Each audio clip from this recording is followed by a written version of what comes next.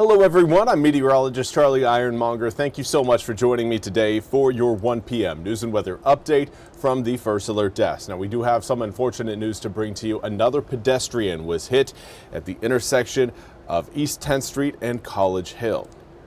Now a woman was struck at around 12:15 p.m. today as she was crossing East 10th Street at the College Hill Drive intersection. Multiple first responders were treating the victim, who was lying near a concrete divider in the middle of the street. Westbound lanes of East 10th Street have reopened. Just over a month ago, an ECU student was hit at the same intersection when a westbound vehicle hit the victim in a crosswalk. That crash brought renewed calls for improvement to East 10th Street, with the mayor calling for a pedestrian bridge to be built. After the crash, the DOT did install upgraded signals about a block away in front of the student center. We also want to turn our attention to the tensions in Iran as protesters again continue to demonstrate against the Iranian government. NBC's Richard Engel has more. Mass protests in Iran this morning are growing in what appears to be the most serious challenge to the government in years. Security forces are cracking down, but so far without success. Iranian activists tell NBC News hundreds of thousands of protesters have taken to the streets in multiple cities, including the capital, Tehran. And they're not backing down, facing tear gas, tearing up Iranian flags, setting fires, and confronting the feared security forces. One video appears to show a protester driving into a group of officers. The state has largely blacked out the internet to make it harder for protesters to organize and get their message to the world. That, too, doesn't seem to be working. President Trump, in an interview with Fox News, warned the U.S. could intervene on the side of the demonstrators. I've told them that if they do anything bad to these people, we're going to hit them very hard. Iran's supreme leader, the Ayatollah Ali Khamenei, addressed the nation this morning, telling President Trump to focus on problems in his own country and claiming the demonstrators are being stoked from abroad. Why now? Iranians say it's the economy. Inflation is soaring as the local currency is tanking. I'm protesting against the high cost of living, said this woman. The latest unrest appears to be the most significant since at least 2022, when protests swept the nation after the death in police custody of Mahsa Amini, a 22-year-old woman arrested for allegedly wearing insufficiently Islamic dress. Iran crushed that revolt. But this time, it remains unclear if the protesters have the strength to go all the way and topple the government.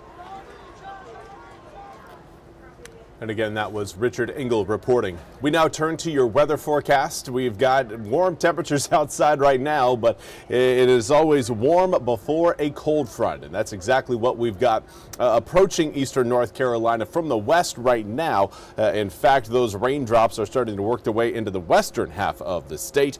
But it's not specifically this frontal boundary that's going to be passing over eastern North Carolina. Now this one will get close to the east, but it's going to start to turn a little bit more horizontally and kind of hug the North Carolina-Virginia line as we head through tonight into tomorrow morning, lifting a little bit further northward. Then a secondary cold front is expected to roll through and kind of push all of that rain across the southeastern United States. Now we have seen a few spot showers around parts of eastern North Carolina, not seeing again a ton of rain out there. In fact, I would like to see if I can, I don't think I'll be able to, but I'm going to try to. No, I'm not going to be able to. Everything's in play mode right now, but I'm looking at Onslow County, kind of south of Verona, and you're seeing again more of a streak of green that's giving off more of a smoke plume vibe than, say, a look towards potentially a few spot showers. So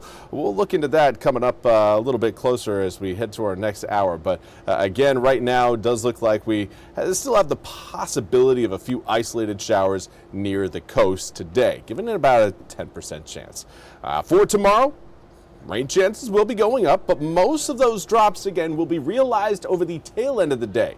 Not to say we won't see, again, a few isolated spot showers out there coming up for your Saturday morning, but it is certainly looking more likely that if you're looking for rain showers, you'll have better opportunity once we get past the lunchtime hour. Here's a look at the time we get to around 6 o'clock. Rain showers trying to work their way across the east. Have a better opportunity of doing so coming up Sunday night, as that frontal boundary is expected to fully sweep over the east.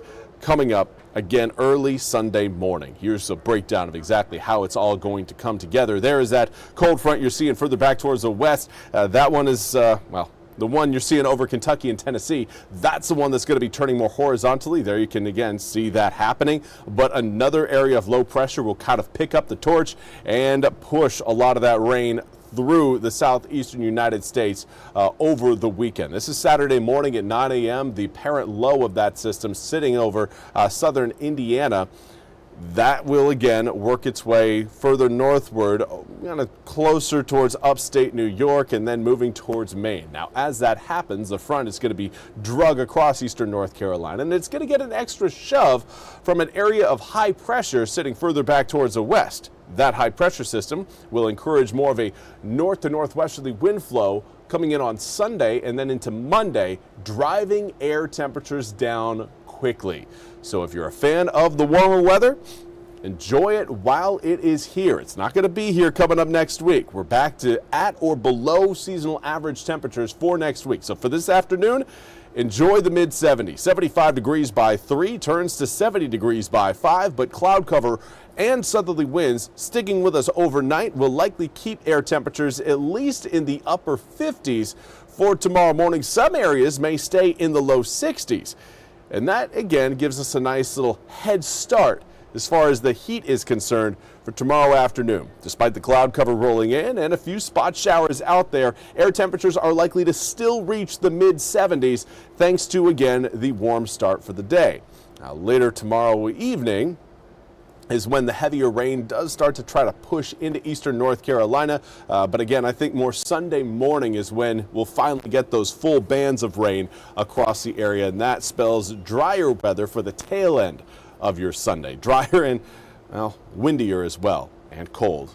56 degrees as we start the day on Sunday. We will only gain 4 degrees of heat through the day on Sunday. 27 degrees overnight low for Sunday night into Monday morning. Should open your eyes and let you understand that we are going to be fully snapping back to January conditions by the time we wake up Monday morning. And through next week, if our average high this time of year is right around the mid to upper 50s, that's where we'll be Tuesday and Wednesday. We're going to be back below that number over the tail end of next week into the start of the upcoming weekend. Well, that's all we have time for today's 1 p.m. news and weather update from the First Alert Desk. I want to thank you all so much for joining me. We'll be back with more news and weather coming up at the top of the hour. Until then, have a fantastic Friday.